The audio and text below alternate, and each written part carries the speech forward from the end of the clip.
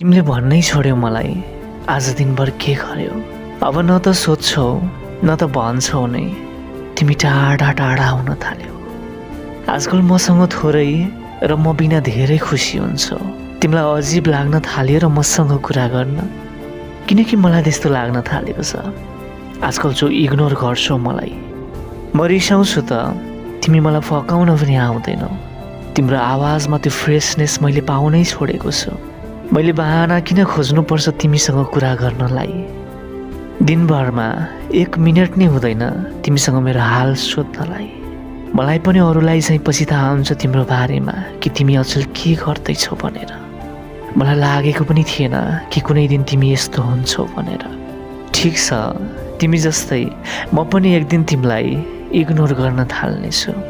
Relation 2 sided नै थियो, अहिले एकतर्फी चाहिँ किन लाग्छ भन त।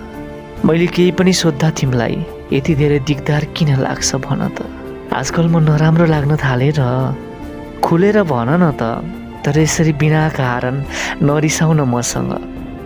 तिमीलाई जानु छ भने तिमी खुसी साथ जान सक्छौ नि। बुझ्न सक्छु मसँग कोही पनि टाढासम्म एकसाथ हिँड्नै सक्दैनन्।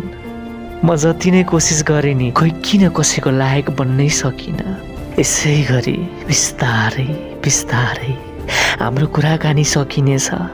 तिमीले बोल्नेछौ मलाई, तर म त बोल्न सक्दिनँ। सबै भन्छन् मलाई अघि बढ्नलाई, म तिमीमै डुबिरहन्छु। कोहीमा आएको कुरा यदि गर्छन् भने म अधुरो कहानी सुनाइदिनेछु। बस अब आफैलाई सम्हालेर अघि बढ्नेछु। आफूभन्दा बढी कसैलाई माया गर्ने छैन। यदि तिमीलाई मेरो जरुरी पर्यो भने बोलाउनु, म अवश्य आउनेछु। तर म आफ्नो खुसीले चाहिँ तिमीलाई बोलाउने छैन।